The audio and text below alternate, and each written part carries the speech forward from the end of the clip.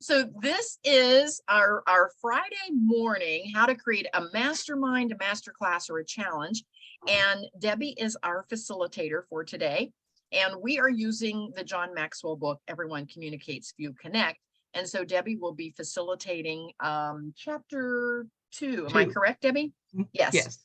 And so out of the 5 sessions, and of course, for those that are listening, 5 sessions is the magic number.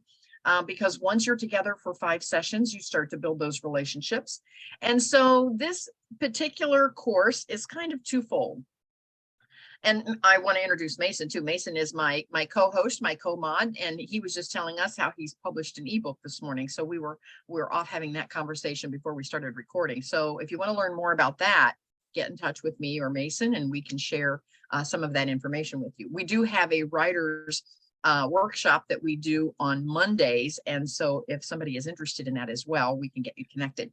But so on this, go ahead. Monday's your writer's one, or is that your business one? It's a writer's mastermind on a Monday. What time is it at? It's at Monday. noon. You in that noon thing.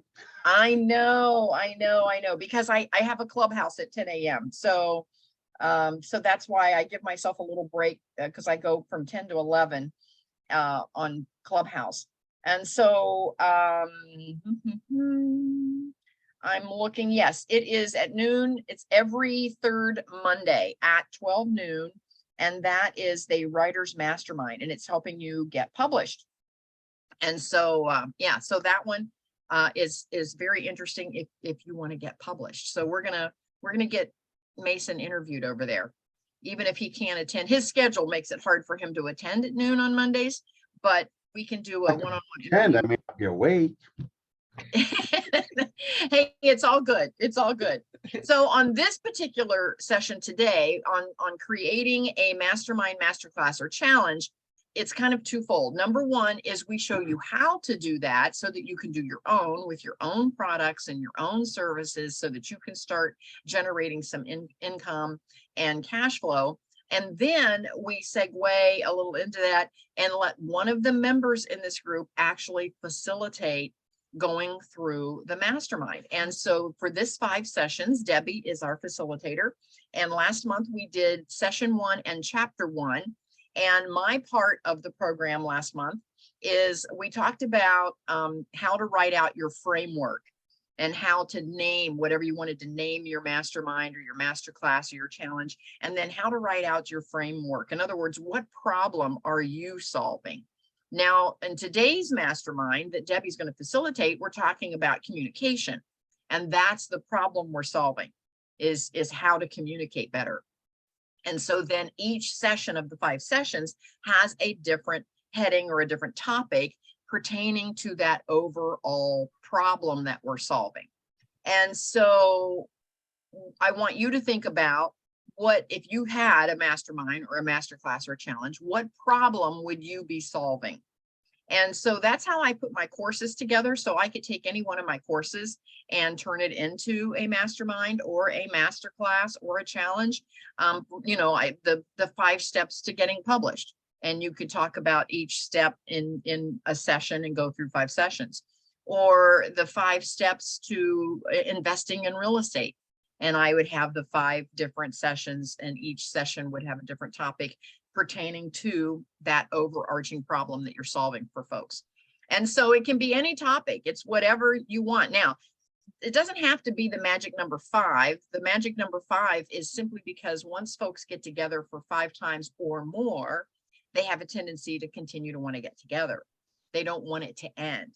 And that's where at the end of that 5 sessions, you can then launch a paid mastermind or something for a fee or a membership site or all kinds of things that you can do, or end it in a retreat or a conference. There's all kinds of things that you can do to upsell that group so that they continue to get together. And there's going to be a certain percentage of those that will continue on because they don't want to break up the group. It's like us here. We love coming together every month.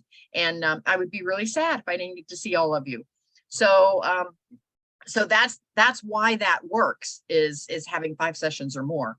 So if you want to have something ongoing, like a membership site, if you want to segue at the end of your masterclass, mastermind, or challenge into some sort of a membership site, which is what I always recommend, then you can have programs where it's 12 steps to where you're going through and you're talking about a particular topic of that subject once a month. And so now you're going to meet up once a month, but you could do it by the day, you could do it by the week, you could do it by the month. And now some folks are even doing bigger masterminds quarterly, where larger groups are getting together 4 times a year. So you can see how you can do it all different ways. And so first of all, you have to decide what fits your lifestyle and how do you want to put your sessions together. So one of the main things that I want to talk about, and I'm going to share my screen for a moment, and one of the main things that I want to talk about today is how to choose the platform that you're going to do this on. Now, right now we're on Zoom, and I happen to like Zoom. I started on Zoom, and then of course, all of you know that as we went through the pandemic, everybody had to do virtual. Everybody kind of had to go back virtually. And so Zoom seemed to be the go-to, and Zoom made it easy. They positioned themselves to move right to the top, and they tried to make their platform easy, and they tried to give all kinds of added benefits so that folks could tap in and make it cost effective and all that. So, but there's more than one platform. So I just want to share today, before I turn it over to Debbie, that you do not have to stick with Zoom. If for some reason that's not your favorite, then it doesn't have to be. So there's all kinds of platforms, and these are the 10 best virtual meeting platforms. Now, here's the things that you want to research as you're going through these, because you may have some of these already on your computer. And you also want to keep in mind your cost, because if you're putting this together, as we all know, everything costs. If you're going to have a website, you have to pay. You have to get a URL. You have to pay. You have to, if you're going to blog, you got to get a platform to blog on. It just goes on and on and on. And so you have to be careful how much you're spending, especially if you're getting started. And if you're like me and you had a lot more time than you did money, then you wanted to start off with something that didn't break the bank, but something that you could also grow into, once you got some traction and started bringing in some income. And so make sure as you research these platforms that they do everything that you need them to do at the cost point that you need it to do. But one of the things that I like about Zoom is that it automatically records it for me. I can record either onto my computer or I can record into the Zoom cloud. Now, for those of you that haven't started doing Zoom calls yet, or you're not sure how to do that, you have to pay attention whether you want it to go into your computer or into the cloud. If it goes into your computer, you can fill your hard drive up rather quickly. If you're doing these, 5-day challenges and you're doing them, 5 days in a row, and you want all those recordings. So you have to have a way to manage all of the recordings, because the recordings is where you can upsell your challenge, your masterclass, or your mastermind by creating a VIP ticket. And the VIP ticket then would have access to replays, forever replays. So however you want to set it up. And again, there's 1,000,001 ways to set that up. You can put all your replays over in a membership site. You could make replays available for 30 days if you want. It's however you want to set it up, because part of the sales process is making some urgency for your viewers and for your tribe to buy. And I don't know about you, but it works for me when I'm, scrolling around, on the internet, and there's an ad for something that I've been kind of thinking about buying anyway. And now I see an ad for it, and it's like discount for the next, 3 days only. So it makes me decide, I have to buy this within the next 3 days, or this discount is going to go away. And it works. It makes me get out my card, my debit card or credit card, and get it purchased, because I don't want, I'm thinking I wanted to buy it anyway, so why not get it with the discount? And so that urgency makes a difference. And so when you're setting up your replays, you can decide whether you want you want those replays to be available for 30 days, for 10 days, or forever replay. It's however you want to set it up. It's whatever works for you and your audience. And we won't get into it today because we're going to talk about these platforms, but you have to decide who your audience is way back at the beginning when you're deciding how, what problem am I going to solve? You also have to decide for whom. What problem am I going to solve for whom? So if it's going to be somebody that's in a particular cost point, you want to make sure that you keep all of your products for that audience. Let me give you an example. I was a single mom working 2 minimum wage jobs forever and a day. And so when I decided to put together my academy, one of my main audience focuses was going to be on single moms. Well, my thought is sometimes the folks that need it the most can afford it the least. So I want to keep my price point low enough that I can reach that audience. Now, that doesn't mean that that's my only audience, but that is an audience that touches my heart, that I want to help serve. And so every time I put together a product, I keep that price point in mind because I want to be able to serve that particular community. And so that's what you have to decide as well. So you have to decide, what are you providing and to whom and why? And so how are you going to set up that price point and make it easy for them? So one of the other factors is not only can your platform record so that you have these replays, you also have to decide, does your audience have to purchase the platform in order to get on it with you? Or is this something where they can get on even if they don't have an account? And again, Zoom answers that question. Zoom lets folks tap in as long as they have the link. They can come into one of your meetings and they do not have to have an actual Zoom account themselves. So anyway, that's just kind of the basis so that you get an overall feeling for what you're thinking about as you go through these. And so these are the big ones that came up. And so I'm just going to scroll down the list. And of course, number one is Zoom, and it's the popular one. And so here, I'm just going to, because of the fact that we're all on Zoom today, it says here, even if your attendees do not have a Zoom account, once team members click on the URL, they will instantly join the virtual room with the rest of the team. Registered users can host meetings with up to 100 people using the free version of Zoom software. So you see, they've really made it easy for you. Now, the one thing with Zoom, if you don't have a paid subscription, you get, and Debbie, correct me if I'm wrong, you get 40 minutes to have your meetup on the free version. And so what that does is it does kind of force you, if you want to have a mastermind or masterclass and you don't want to cut off at 40 minutes, you do have to then buy the next level, which is what I did, but I only bought one level up and I'm running all of my stuff on just one paid level of Zoom, one level up from the free version. So anyhow, Zoom does have free breakout rooms. They're ideal for hosting meetings, games, and activities with virtual teams. And so you can click through on my article here and you can learn more about Zoom. Google Meet is the second one that I see most often. And so it was originally developed by Google. And again, with Google, you have to have a Gmail account. So everyone that participates would have to have a Gmail account. And a Gmail account is free, but you can host gatherings of up to 250. And it also has live captions. It has anti-abuse features. And so the data security is the priority on this Google Meet. And so it might be the one that's right for you. And again, you can click through and learn more about the Google Meet. Now, Skype, we've heard about Skype. Skype was the original. Everybody was like, let's do a Skype call. I remember my girlfriends way back in the day as their children were growing up and a couple of them had kids that went into the military and they couldn't wait for that Skype call coming from their military son or daughter because they got to see them face to face. And it was just like amazing. We're like, what? But now, our Apple phones have FaceTime, all day long.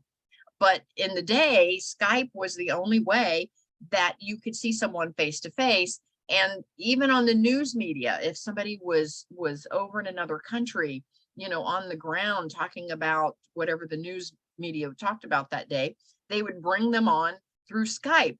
And so Zoom has taken over. But Skype, it was the original household name for video calls. But there were some complaints, and it's no longer the only or primary option. But Skype is trying to make a comeback. So they're doing video conferencing. And so it's a perfect time to revisit that. It has up to 50 participants accessible by a generated link, and there's no registration or download required. Your folks that register for your event can simply click through if they have the link. So they do not have to register or download the Skype themselves, which is what makes Skype kind of easy. Now, WebEx, Cisco WebEx, that's to me, that's more of a corporate type platform. But you can have up to 100 people. The contrast with Zoom, which limits your meeting to 40 minutes. Yeah, there it is. If 3 or more people are in your meeting, therefore, by choosing the WebEx, you won't have to worry about time limits. And so Cisco WebEx, there's no time limit at all on their free version. So that's an option. And then it goes into platforms that I haven't heard a lot about. I've heard of them, but I don't know of anybody that's using them big time. But there's Jitsi Meet, and it's an open source platform. You can actually you can customize this one more. With Zoom, you're just on or off Zoom. You can't really customize it, but here you can customize it. I haven't researched it to know just how much it can be customized. Toasty, it's a virtual meeting platform.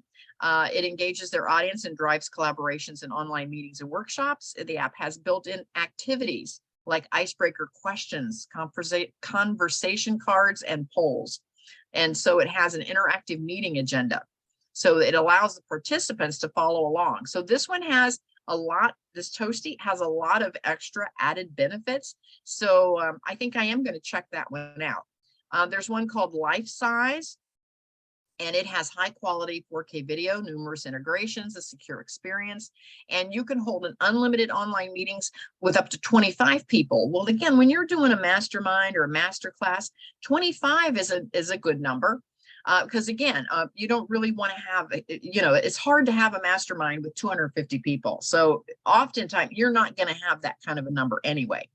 And so this is, it's unlimited online meetings with up to 25. But like Zoom, you can set up meetings with a shared link, and Life Size is optimal for remote team building activities. So it has high definition video. So this makes great quality video if you're putting it into a VIP ticket. So this will give you great quality, and that's called Life Size. And then number 8 is Jammy. It's up to 16 people.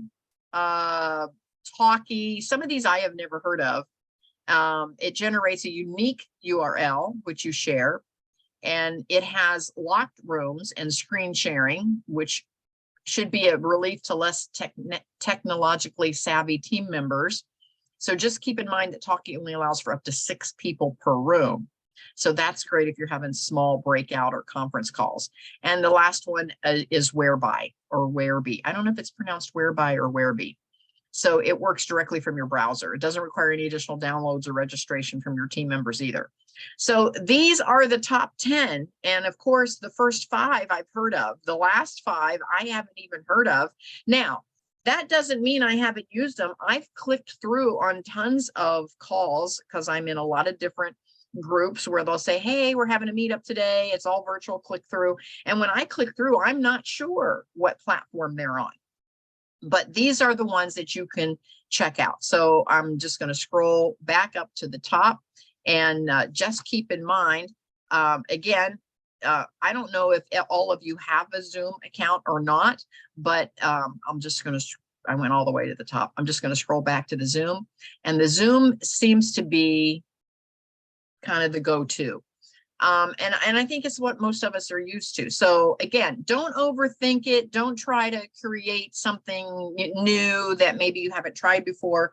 Go with what you're comfortable with. Go with what you can afford.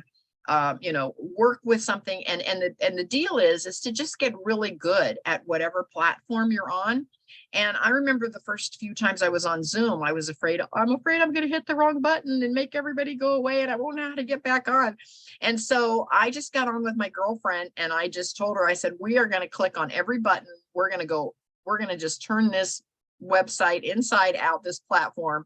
We're going to see if we can bounce ourselves off of here so that we know what not to do. And so we just played around with it. And then once you do that and click through and realize that, you know, you can get right back on or whatever, it makes it much more relaxed than when you get on a call. So the only thing that I did learn on Zoom is that when you do a webinar, because Zoom has two, they have the meetings and then they have the webinar side. And on the meeting side, everyone kind of can come into the room like we are today on a meeting, and they can unclick their mic and they can put their own video up or not up or whatever. And so what happened when I was advertising that link at large, just out to the general public, you know, folks didn't have anything else to do during the pandemic. A few folks decided to go in and hack Zoom calls to see if they could get into a call and disrupt the call. And they would put very inappropriate videos up. They would say very inappropriate things on the call. And then they learned how, for those of you that don't know, you can see my name right here. And if you click the three little dots at the top, you can rename yourself. And so when you started to chase George to try to get George off the call because he was being inappropriate, he would change his name to John. And then when you figured out it was John that was being inappropriate, he would change his name to Sam. And you couldn't get him, especially if you had like 250 people, you couldn't find him fast enough to get him off the call. And a couple of times we ended up ending the entire call and starting over. And so once I learned that, that's when I switched all of my public links that I'm advertising at large out to the public. I switched them over to a webinar.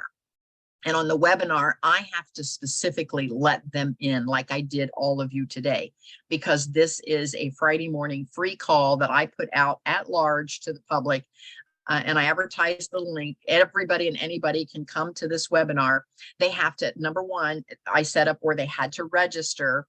And then number two, once they come in, I have to actually click them through to allow them to come up to show their video or their name or to talk. And you can do, and again, with Zoom, you have a lot of ways that you can handle that. You can let them talk, but not show a video. So you can just click them through where you can allow them to talk only and just their name shows up. So they can change their name and they can talk, but you know which square is talking and you can delete them right away if they get inappropriate. But if it's folks that you know, because I know all of you, then I can automatically let you come right up with your video and your microphone. So it just gives the host more control if you put everybody on a webinar instead of a meeting.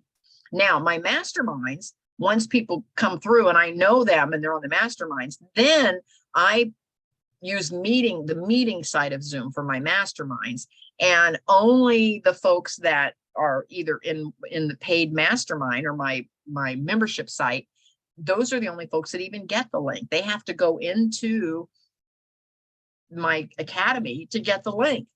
Now I could send it to them, but you know, if they are out somewhere and say, hey, I can't get into the academy today, what's the link? I don't have it. I can only send it to them. But the point is that the general public cannot just find that link and tap into one of my masterminds or my actual membership site meetings. So I don't know if that makes sense, but if you have any questions, let's talk about those real quick before we then segue over to Debbie. So any questions about the platforms?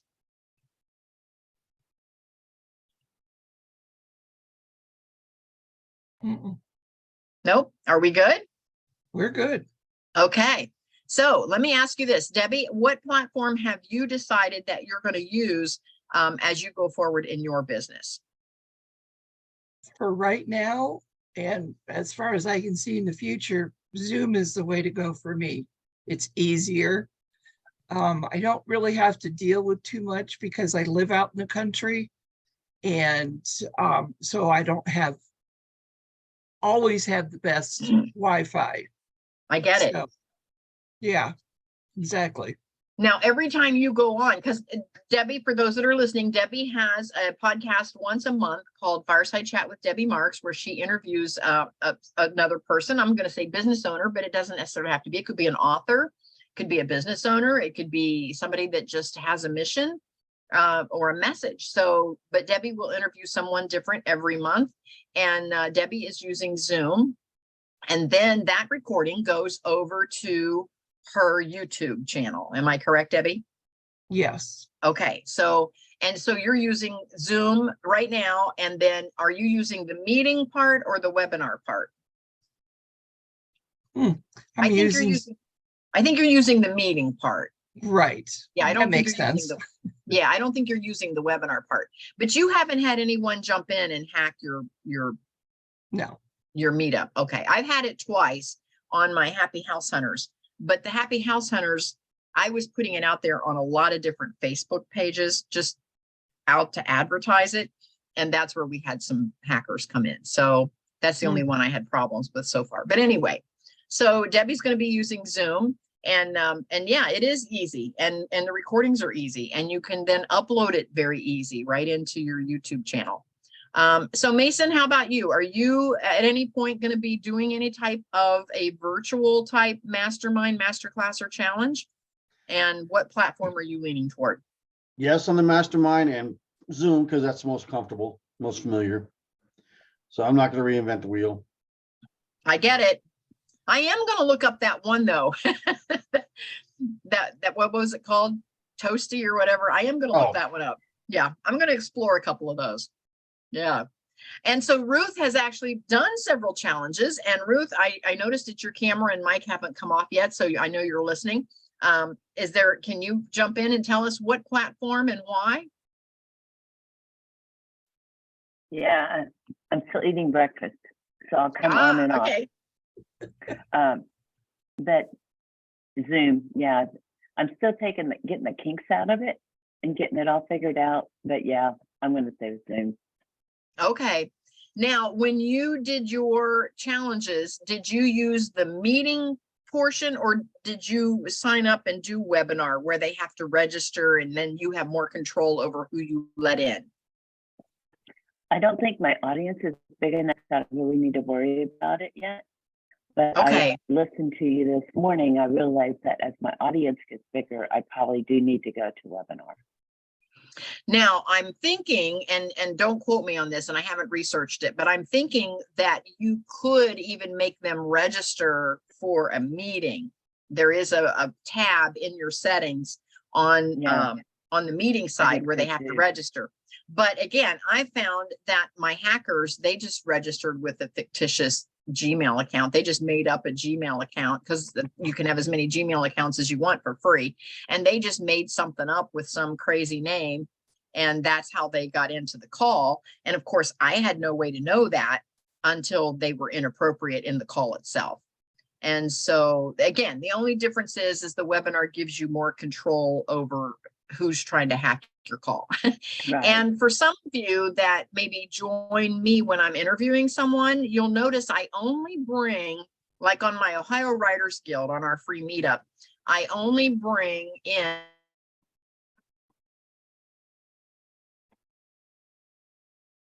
three Kathy, folks that you'll see like you see us.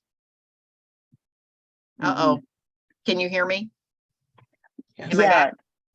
You froze those for are- about 10 seconds or so, and then you came back.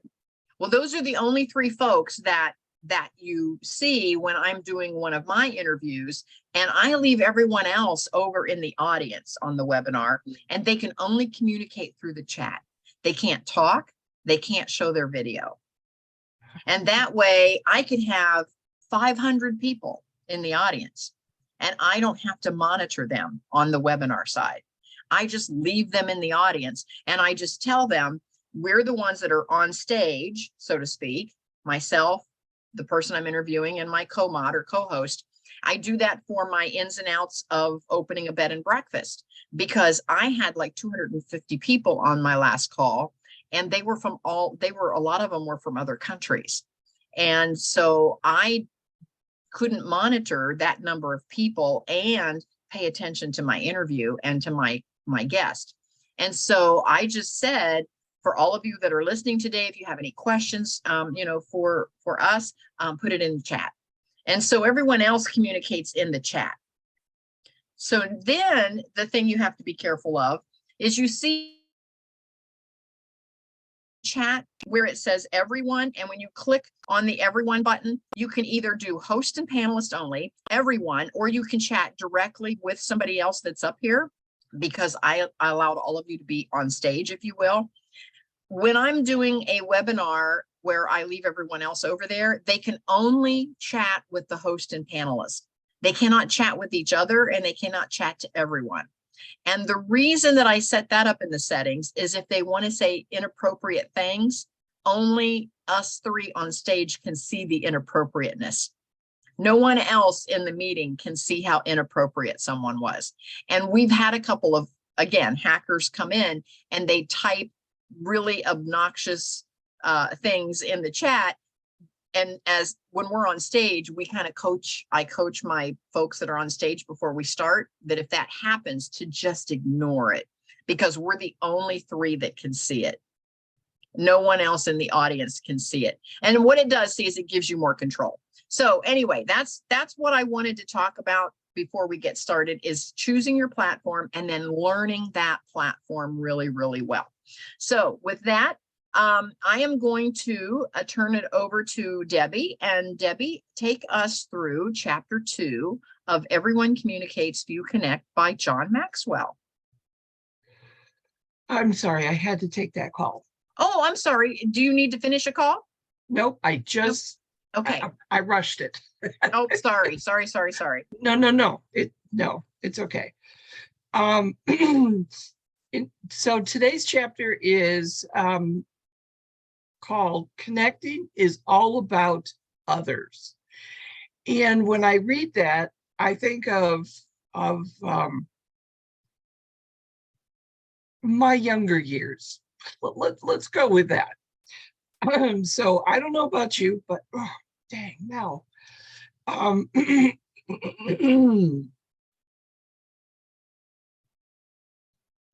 been fine up until now. What was that? I've been fighting that all morning. I'm with you. I don't know about you guys and your younger years, but mine, when I started my first job, I was a young mother, and I really didn't have a lot of experience. I mean, I did work as a teenager. You had to talk to customers, and I worked in a grocery store. I mean, whoa. And I was a cashier, but and then I seemed to gravitate towards more connective type jobs. I mean, I had to in some of my department store jobs, I had to talk to people. I had to ask them questions. And then, and if I was quiet, I basically would not have had a job. I know that for sure. But then as I grew older, I actually opened, I'll just say this. I realized I didn't like working for corporate. It was not my thing. So I opened up a quilt shop, and there, you're out of business if you don't talk to customers, if you don't strike up conversations. But I realized that I wanted more. So I went and I joined, people call them MLMs, home-based businesses. So I did those. And I mean, I really found that I had to come out of my shell and talk to people. But when you are connecting with people, it's more based on not just talking to them and not listening. You have to listen. So I advanced, I moved on, and I found that Now, heck, you know, a lot of people comment on the fact that I can go into the ladies' room and come out with somebody's name and phone number. I mean, I can talk to anybody. I mean, I'll talk to somebody in a fast food drive-through window. So I've learned that it's not about me. It's just striking up a conversation with people. But a lot of people can't do that. And so in chapter 2, John talks about the number one hindrance in connecting with others. So here's an example. How many times have you personally talked with someone and you look at them and you see the look on their face and you say, I wonder what they're thinking? And lots of times people will be looking at you saying, talking about themselves and so on, but you're thinking, hurry up. Finish telling me. I want to tell you more. I want to tell you about me. I want to tell you about, you know, what I'm doing. So you're not listening to their story. And that's very key in this. And I was, when I was leading to get people to buy into my vision so that they could help me with my dreams. I'll tell you, John is very wise in the way he puts his books together. I've read several of them. And again, this is John Maxwell, who I'm speaking about. And John, you know, before he became a national speaker, he was a minister. I mean, there, he's talking to everyone. He was my pastor when I was 13 years old, Debbie. No. In Lancaster, Ohio, of all places. Was that at Fair or Faith Memorial? Yeah. Personally, I've seen him speak twice, and he's just fascinating. Just when you listen to him, you could hear a pin drop. So, anyways, when I've talked about this, what is your experience, Mason? What has been your experience? Which part, in terms of somebody being somewhere else, or in terms of not, because you asked two questions, or you made two questions there, if you will. Okay, then I'm going to leave both. it open to you. I'm going to leave it open to you. You decide. Well, sometimes if I'm not sure what a person's thinking, I will actually ask them. But I also know that for me, sometimes because of my facial expressions, I will sometimes have to tell a person what I'm thinking so they don't misread me. Yeah. So, you know, for example, if you know me, you know, I'm always talking. Well, sometimes I get quiet. Oh, great, he's somewhere else. No, sometimes I actually shut up to listen. And depending on what I'm dealing with, I have found I have to say, look, I'm being quiet so I can listen. I'm not ignoring you, just being quiet to listen. And depending on reaction, I'll make a joke about it, you know, a little self-deprecating humor. But that way they know why I'm being quiet, as opposed to, am I working somewhere else? You know, and then if I'm talking to someone, I think they're somewhere else, for me, I'll ask them, you know, gently, hey, somehow I'll turn it to say, so where are you at? How we, you know, something like that. It just depends on the person and the environment, which way I'll handle it, but I'll actually sometimes tweak it a little bit and ask that question directly. Have I lost you? But I'll vary that question based on where I'm at and with whom I'm speaking. I see. That's interesting. When you first meet someone, what's the first thing you say? I when I introduce myself, I am immediately looking for any kind of common connection with people. Anything that I can grasp onto, some kind of common connection, anything. Genealogy, history, work background, military background, something. So when I meet people, that's what I'm trying to do, is I'm trying to find that common connection. Or if they're talking about something I don't understand, I'll admit that too. And then say, okay, can you explain it to me? Because I don't know. I'm a layman. Can you explain layman's terms? Because sometimes that's what I have to do too, because I've been in a situation where they're talking about a topic and I have no clue. And instead of playing along, I'll ask them. Or say, for example, Kathy and I have met. We met 6 years ago. And we meet somewhere in person and I blank out on her name. That's happened. How many times people say, well, and you'll play along with it, trying to remember the name and struggle. I'll just admit it. Say, you know what, I apologize. I have forgotten your name. That's on me. So I put the onus on me, but then I shortened that period of discomfort where you're going, oh man, what's Milt? No, not Milt. Bert, just ask.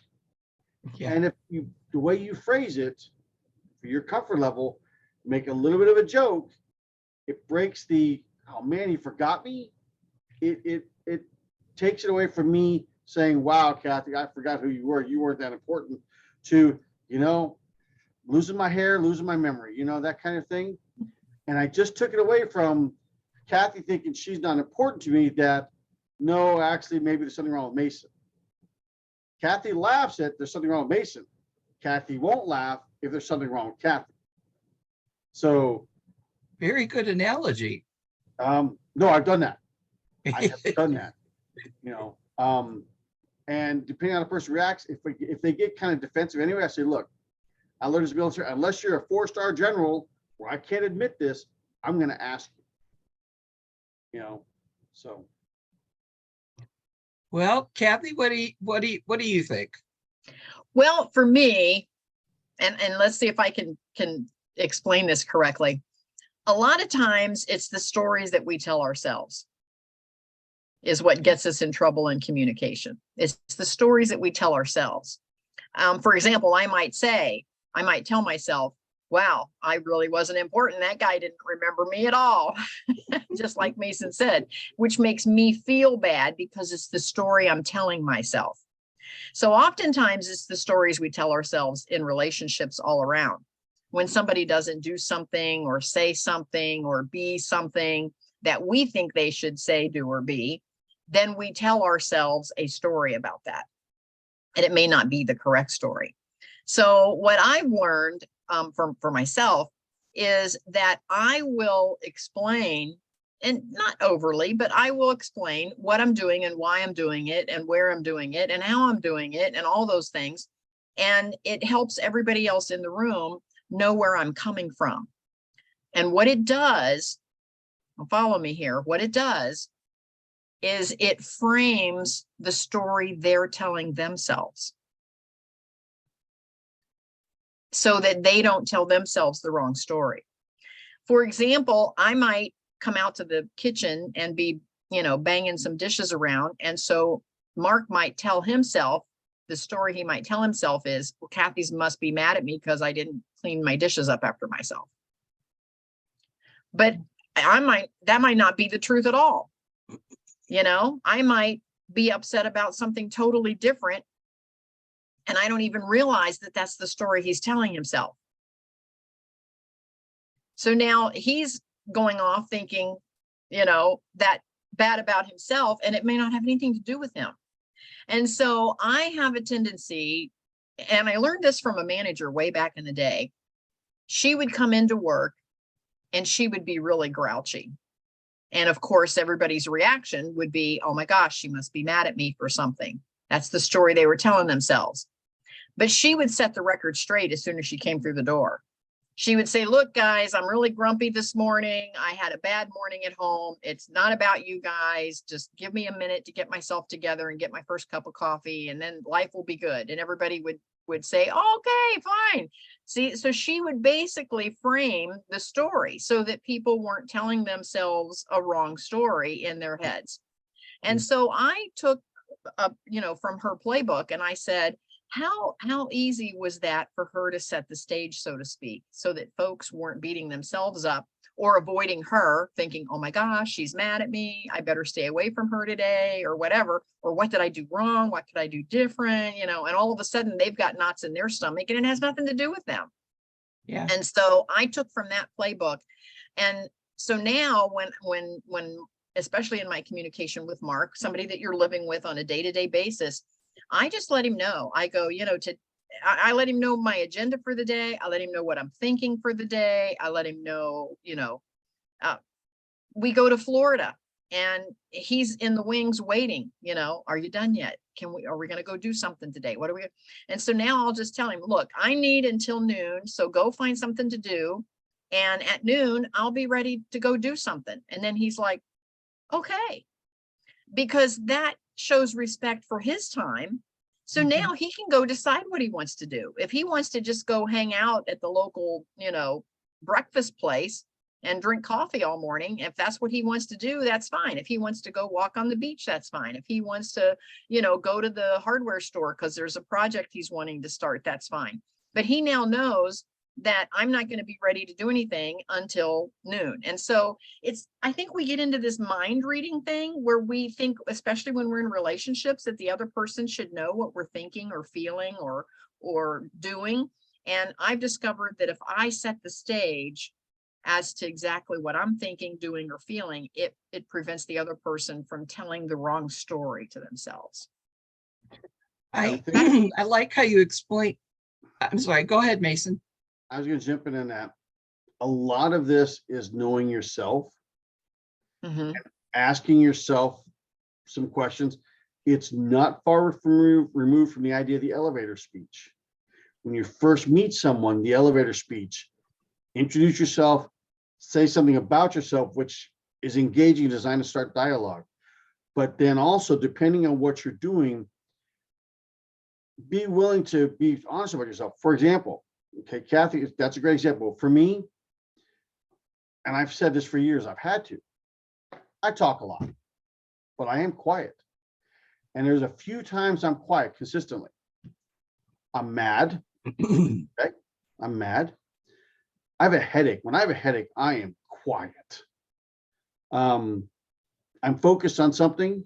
Really get focused on something. Those are the main ones. Yeah. And on the anger one, I'm quiet because if I'm mad at Kathy, but I come across you first, you're not my target, Debbie. You're safe. I'm gonna be quiet. I'm going to my target. And I've had to learn to say, and I say those things out loud to people. When I ran production facilities, people knew I'm always excited, but when I'm quiet, that's one of the first things they'll ask.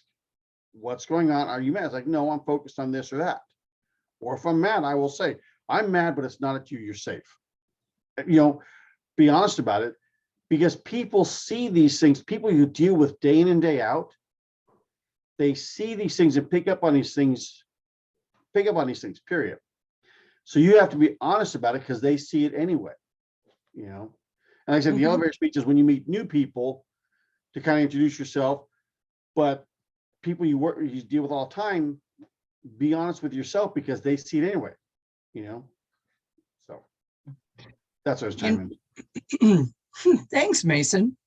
Kathy, when you were talking about a manager walking into the store or office or whatever, and she's just, everybody gets the feeling, oh my gosh, she's mad.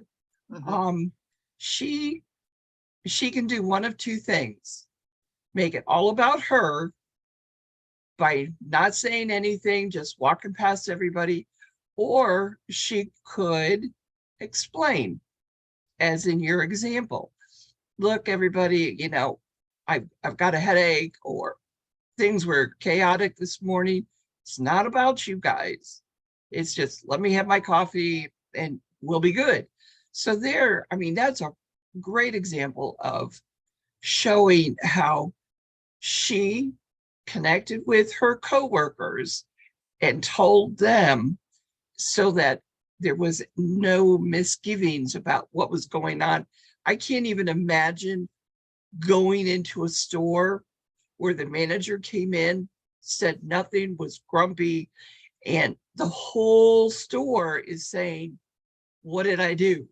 They're Mhm. collectively, each person is, I mean, what an atmosphere that is going to portray to a customer. They're going to want to turn around and walk right back out the door and not give you their business. And when that happens, it continues, it snowballs, like, oh, I went into that store, don't go in there again.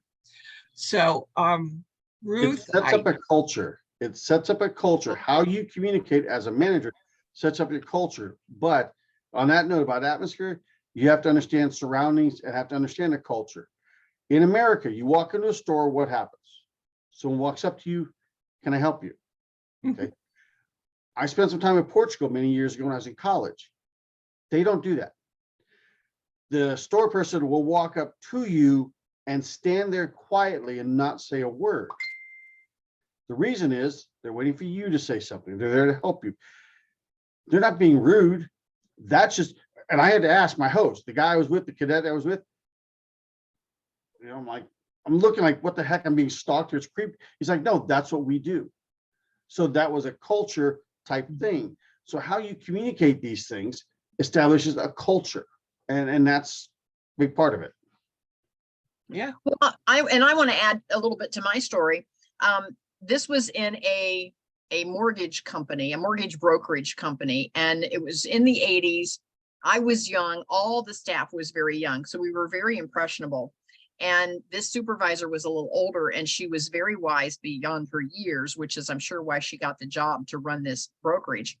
And she was the one that would come in and she would say, look, you know, I've had a rough morning, but just give me a minute to get my coffee and I'll be on board with the rest of you here in a second. And instead of chasing everybody away from her, it made everybody gravitate toward her. We all wanted to get her first cup of coffee. We wanted to all help her, you know. And so what happened is, like Mason said, it created that culture where everyone in the room, you know, wanted to help each other instead of run away from each other. And because she knew that at the end of the day, we had a big job to do. We were just overwhelmed with work. It's when interest rates dropped and everybody was refinancing and there was only like 10 of us and a million people that wanted to refinance. And we literally had people lined up around the block wanting to fill out application to refinance while the rates were low, and we almost couldn't handle the volume. So there was a ton of pressure to not only do the job, but to get it right. And she was in charge. She was at the top of this division, and she was in charge to make sure that all of us teenagers, we were all in our 20s, maybe early 30s, and it was her job to make sure that the team worked together.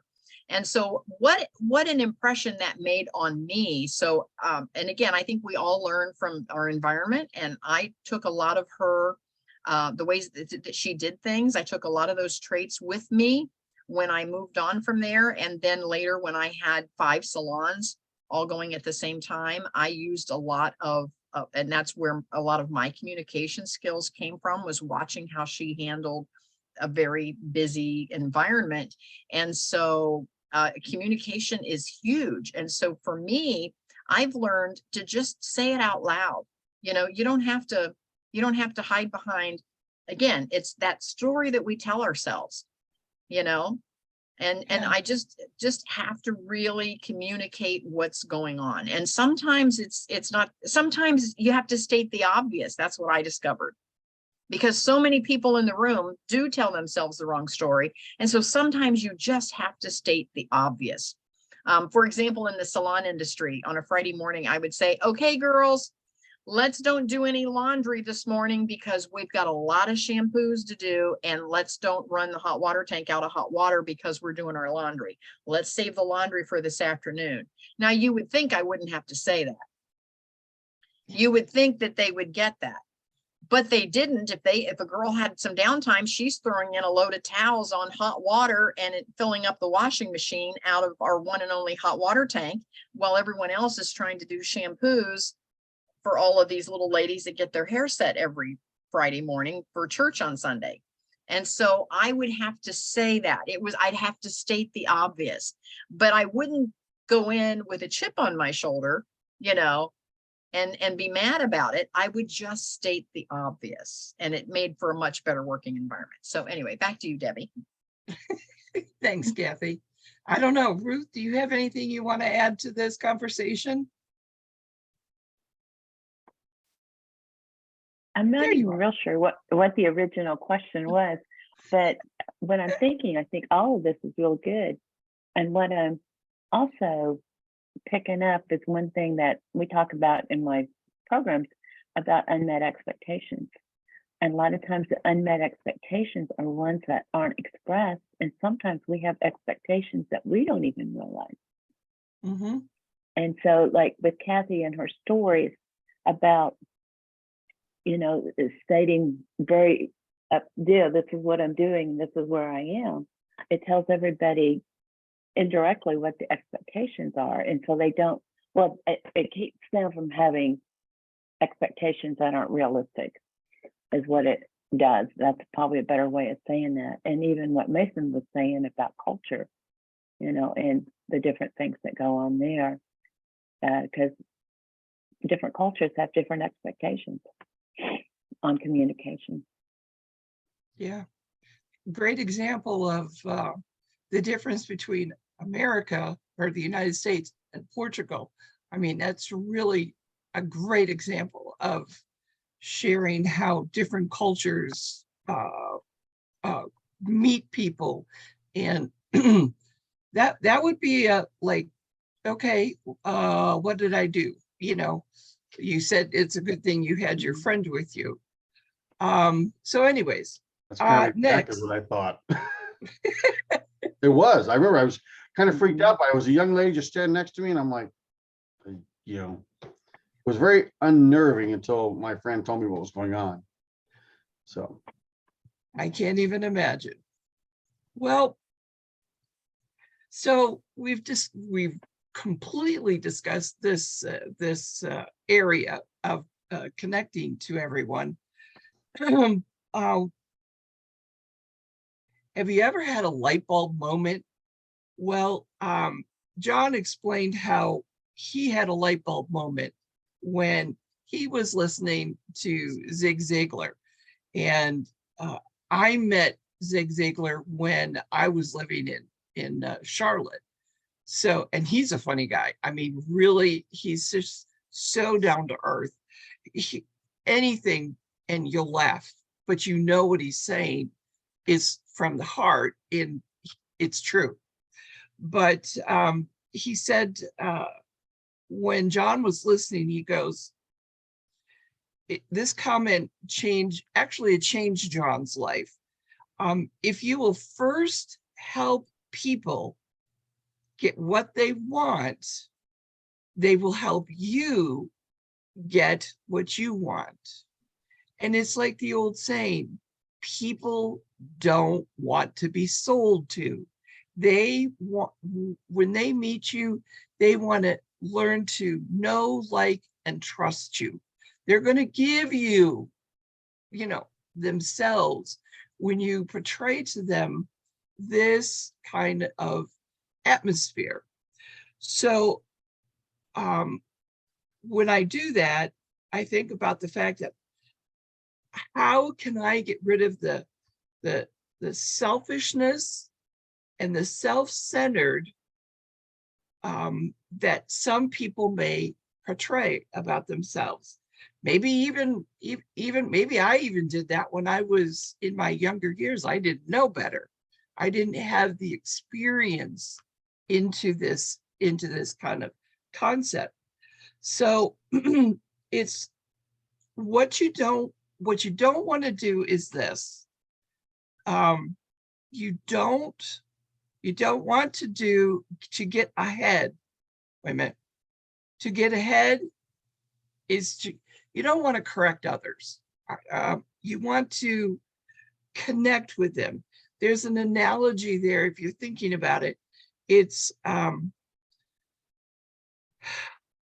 you don't want to correct people. In other words, lots of times people will give you their story. They will answer your question.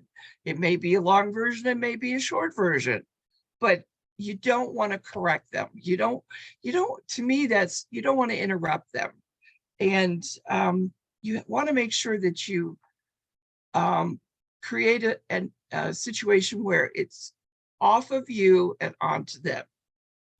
I have found this to be interesting, that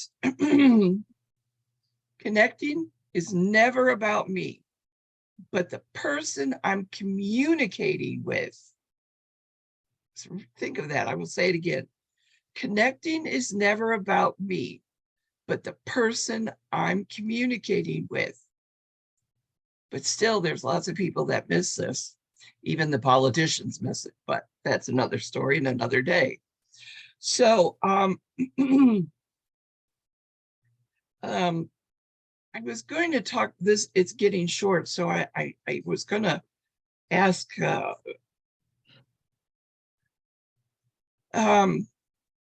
Kathy, how would you define immaturity? Immaturity. Or I'm, you know what I'm trying to say, immaturity. Well, I think being immature is where you still feel that the world revolves around you. How true. Yeah, I have a couple of grandchildren that are still in that age category, you know, where the world revolves around them. You know, it's like, what's in it for me? But age has really nothing to do with it. It's maturity, and believe it or not, maturity, in my opinion, is a decision. And I think you have to make a decision that you're going to start leading with caring about other folks and how they feel and what they feel and why they feel that way. And so for me, and Facebook is a perfect example. Somebody will make a comment and somebody else will chop them off at the knees in a response, and it goes from there. And the thread just, you know, it just goes bad from there. And we've all seen it. And so when I'm posting and communicating, and again, on social media as well, but if I'm out in a networking event, or if I'm on social media, or with Ruth, where she talks about relationships, this could just be, you know, a relationship, a friend, or a relative. I find that no matter what they comment, I always find a way to agree with them at some level. True. I always try to affirm their opinion. And then I might add a sentence to it. And I'll give you a perfect example. And this is just a fine, a kind of a minute point, but I had posted something on Facebook about where Mark and I had gone to dinner and some things that we ordered. It was a great restaurant. And one of my girlfriends posted, she said, well, that kind of sounds good, but she said, that's a weird combination to order. And of course, you know, one of the first things that I think we want to do inherently is defend ourselves. You know, like, what do you mean that was a weird conversation or a weird combination? What are you talking about? But instead, I started my sentence off with, I know, right? You know, because what I did is I agreed with her, you know, I know, right? Yeah, that was a weird combination. And then I went on to say how the one dish was my favorite and the other one was Mark's favorite. And we each got to share a little bit, you know, but yeah, I wouldn't necessarily eat those together. So the point was, and even though that's just kind of a silly little example, the point is that I agreed with her first before I explained myself. And so many of us, we want to explain ourselves first. And what it does is it kind of chops the other person off at their knees. It kind of says, your opinion is wrong. Your response is wrong. Your comment is wrong. You are wrong. Well, you're not connecting with them if the first thing you do is tell them they're wrong. And so I tell them that, yeah, you're probably right. Yeah. However, and what it does is it just makes that communication a little easier if you can connect with them in that way. It does. I agree. Mason, I see that you're off screen. Are you available? I'm here. I had things going off to the side, so instead of doing this all the time. I know. And it's easier to do this than to click stop your picture. Yeah, and as I have it, I always keep it on mute. So that's for any noises in the background. That's a habit from work meetings. If you had, could you briefly describe ego? Ego. Briefly describe ego. Wow. Keyword is briefly. Ego is about yourself. Your ego is about yourself. This is about me. That's about me. It's about me. That's ego. I think to me in a nutshell, it's about me. So it's okay to have ego sometimes, but you got to keep it in check at other times. It depends on what you do, what's going on. For example, I'll talk to folks. When you're listening to folks, you have to put your ego away. For example, there are some areas, Kathy or Debbie, I know way more than you do. Can't top me. There are. For example, I know way more about launching Minuteman II missiles than you do. I know way more than Piper stories than you do.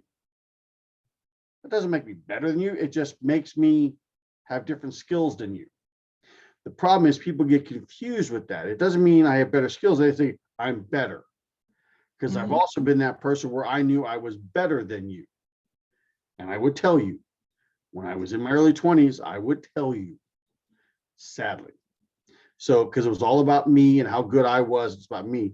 So ego is about me. You have to put that aside, depending on the situation. But am I correct, Mason, that it's a decision? Yes. Yes. Well, It's the ego is there. The ego is there, but the Yeah. maturity thing, it's a decision to say, I am now going to put that aside. It's a decision. Right. It is recognizing, maturity is recognizing that I'm not the most important thing there is. Ego is also partially, in my opinion, a survival mechanism, but you have to, we're not in caveman days anymore. So you have to know when to set that aside, and you have to be in control of that. Once again, it's all about telling your story, understanding your story, and asking yourself some tough questions. In this case, this isn't my ego talking, it's me being honest with myself, because your ego will not allow you to admit that you make mistakes and you're flawed. But the reality is, people see your mistakes and your flaws. They may not see them at first, but they will see them as time goes by. And that recognition is very discomforting to people, but it's a reality. We don't like that reality. It's a reality though. So your maturity is making that recognition and handling it accordingly. I can either ignore it because of course I'm so good, or I can recognize maybe I make mistakes and work with it. Yeah. And, in discussing, there's also failure to value everyone and also insecurity. But I don't know about you. I can see. You're on mute. Oh, you hit your button, Debbie. You hit your mute button. There you go. Okay, now I'm better. Okay. You said, I don't know Never about hit you. Yeah. You started with, I don't know about you, but. I don't know about you, but when you talk about these 4 things, you realize that they're all connected. They're all connected between, you've got immaturity, you've got ego, you've got failure to value everyone, and then you have insecurity. And I think tying it all together, that in your immaturity and in your insecurity, that is when you depend on, or that's when your ego comes through. And then you will stop being able to communicate with someone, because then all of a sudden it's about you and it's not about them. So Communication is two ways. What you've just said is one way. So that's another way to look at it. yes, Communication is two ways. It's me and you. If right. I'm just thinking about this, then it's only one way, me to you, and that's not communication. That's just telling somebody something. That's such a great analogy. Understanding that you focus must be on others is often the greatest hurdle people face in connecting with others. And you know, we've kind of mentioned that during this time, and it's it's a matter of having the right attitude. But that alone isn't enough. You must be able to communicate that attitude. And for some people, that's very difficult, especially if you're thinking more about yourself than anyone else. So how do you do that? How do you communicate the right attitude? I believe that you do it by answering three questions that people are often asking themselves. Do you care for me? Can you help me? Can I trust you? And when you look at the first one that says, do you care for me? It's all about mutual concerns that will create a solid connection between people. You can broaden your ability to care beyond your social circle. That's very important. You can't depend on just a circle of your 5 best friends. You have to be able to work outside of it. And some have a strong desire, but they can't walk into a ladies' room and come out with somebody's name and phone number. They just can't do it. You know, it's like in, out. And you wonder why. They may be preoccupied, and we all have so much going on in our lives that being preoccupied is a tongue twister. And so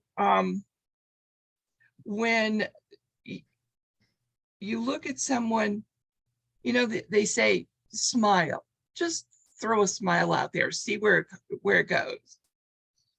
But then you've got those that will look at you and you'll have great eye contact and you'll just go right past, and you've missed a great opportunity just to simply say good morning. And I've come to enjoy life going, like when I was shopping yesterday. How easy is it for you to just, someone can't reach something, or somebody's trying to take their bags out of their cart, put it in their car. How easy is it to just walk by and say to yourself, man, they're having a difficult time. I mean, that's being preoccupied with myself. But just stop, you know, and can I help you? That to me is just, hey, Ruth, are you there?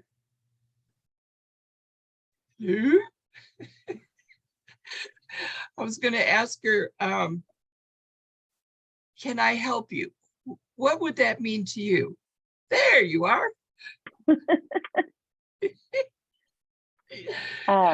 Did you hear the question?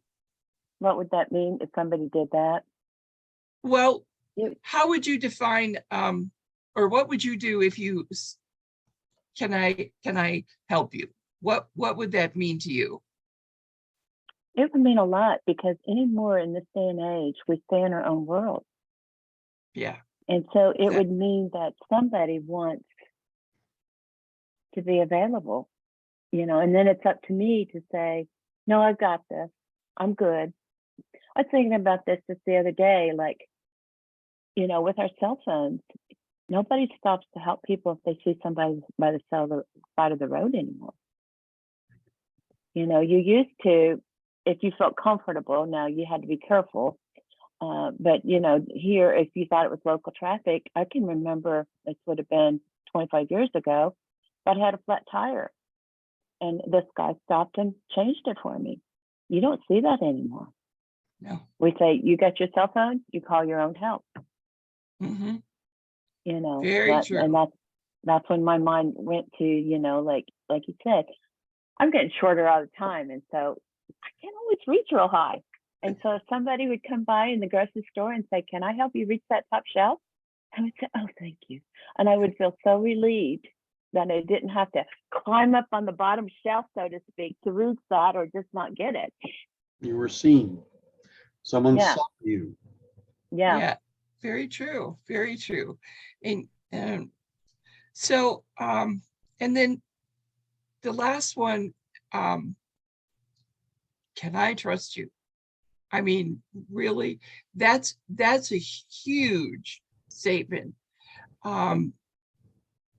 Too much of society loves to keep customers off balance. They love keeping you skeptical or suspicious. I mean, John says, you can't buy trust or love, but trust is more important than love. And I guess to me, that would mean if, you know, even in the examples of helping someone, they're going to look at you and say, can I trust you? And if you're helping someone put something in the car, again, you wonder, can I trust you? And you just have to go with your gut and just, you know, work through it. And trust to me is very important. It's very important to my husband. And if I don't get the feeling that I can trust you, then I'm going to walk away. And I'm sure we all feel that way. We're going to just walk away and say, be kind, and say, just thank you. You know, I'm going to think about it. And these salespeople sometimes can be so pushy. It's, again, here, they're not connecting with you. They're just, it's a job. I got to talk to you. So, you know, what do you want? So, real quickly, does anybody have a question? Because it's 11:30 or I'm sorry, it's late. We've gone over. Let me end with this. Let me see. Hang on. It's very important to me.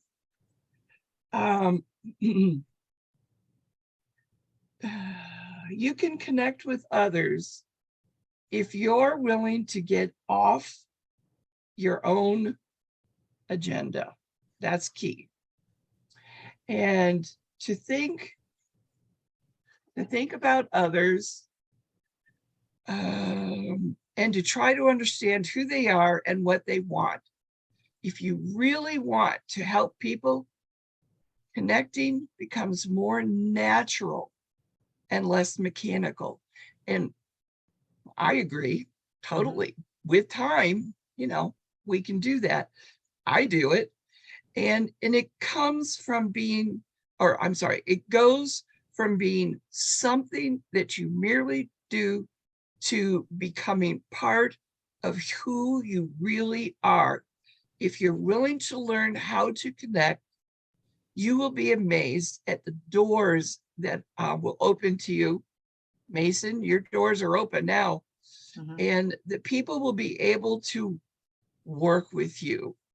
And in this chapter, he says, he gave an example about a coffee shop, and they decided they were going to expand and go into different countries. But they found that in this one particular area, it wasn't doing as well as the others. And he ended that particular example by saying, we aren't in the coffee business serving people. We're in the people business serving coffee. Mhm. And I find that that is so profound because it ties everything together in this chapter. And I don't know about you, but this particular chapter just, really resonated with me to the point where I find that I want to get out more. This is doing this is a great what do I want to say? Practice for me to do this. Yes, I have Fireside Chat on the second Friday of every month for Meetup. And in there, I have questions. They provide me with the information. But here, you have to look at it and dig. You have to pull out the information. And lots of times, he's just laying it on the page. So with that, I'm going to stop talking. And I know we're running out of time. So is there anyone that would like to give a final thought for themselves? One of the key things about communication, something I've written about, is you have to listen to the message, not the delivery. If you listen to the delivery, you're making interpretations. Listen to the message, and that is actually very, very difficult. Mhm. Very important. Very. Kathy? Well, and especially when our news media breaks down the delivery, they're all about critiquing the delivery. Actually, I'm more referring to one-on-one, and here's why. I'm interrupting you, Kathy, on purpose. Okay, give you an example. Okay. Debbie, those books on your right-hand side are out of order. I told you that last week. Now that's me now. 20 years I worked in a steel mill. Okay, same conversation. What the F is your effing problem? Because I told you F the other day. Now, that person conveying that is not angry. That's just the way they communicate. Okay. My ego would focus on why you're using profanity at me when all it is that's his way of speaking. So who you're communicating with, listen to the message, not the delivery, because then your ego, I'm trying, all these things coming, your ego comes into place. And that is a real example. In the steel mill, it's profanity every other word. Not because someone's angry necessarily, that's just how you communicate. So lesson learned for me was put my ego in check, okay, and realize they're trying to convey a message. And because it happened a second time, they were more agitated. And all they're trying to do is tell me to place the books in the correct order. So listen to the message, not the delivery. And a lot of people fail at that. They're listening to the sometimes. delivery, not the message. And they interpret it all wrong. Kathy, what did you have to say? No, I was just saying that, if you're a news junkie and you're listening to the news media all the time, they break down the delivery. I mean, that's what all the talking heads do. Somebody will say something, and then for the next 24 hours, all of the talking heads will talk about how they said it and how the inflection in it, and and what do you think that should mean, and so now they're helping the audience conjure up all of these other storylines that may not have anything to do with what the actual message was at the beginning, because it's all about the delivery. And I think if we kind of get hooked on our TVs like that, we start to think like that ourselves. And I think it has to be something that you recognize and can make a decision that you're not going to go down that path, that you're going to be, you're going to have a little more grace when you're developing relationships with real people in the real world. Well, and in talking about newscasters with Mason's point, I have been aware of for a long time now how they'll have one talking point but that talking point is going to be said 50 times in that day by a different person. And if you'll notice, it's all in their delivery. I mean, whatever, it's their delivery and it's the same talking point. So by the end of the day, it's like, yeah, I know, I heard you say that before. And so it goes with they're not giving the message, they're just using the same words so they don't have to figure out what to say. Ruth, did you have anything you would like to add to us before we end for the day?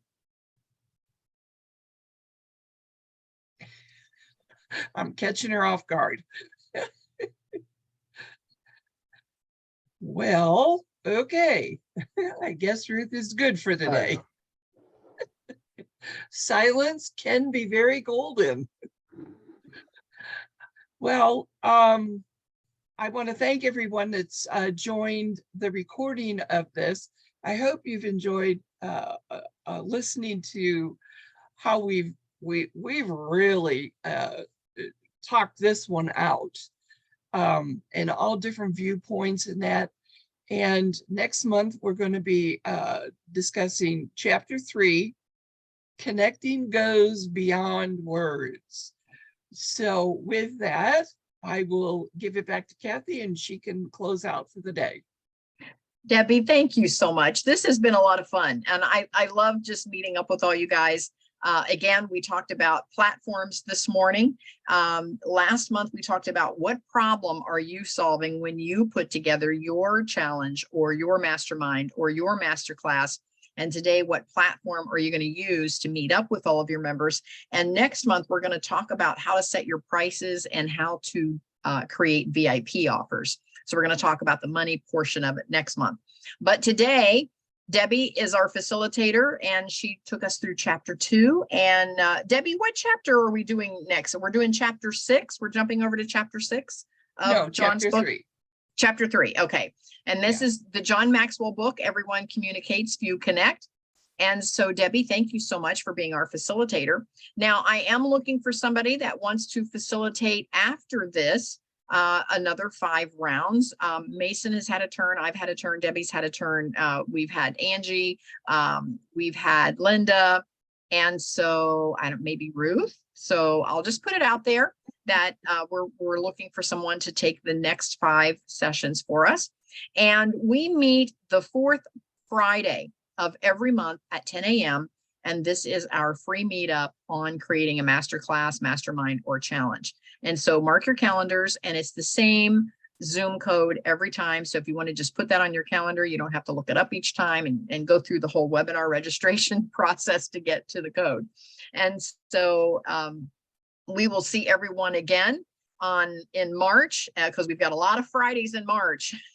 And so we've got 5 Fridays in March. So it's not the last Friday, it is the 4th Friday. And so we're going to see you on March 24th. So mark your calendars and we will see you then. So have a great weekend, everyone. You too. Glad you're back home. Yes, thanks. Bye. Bye.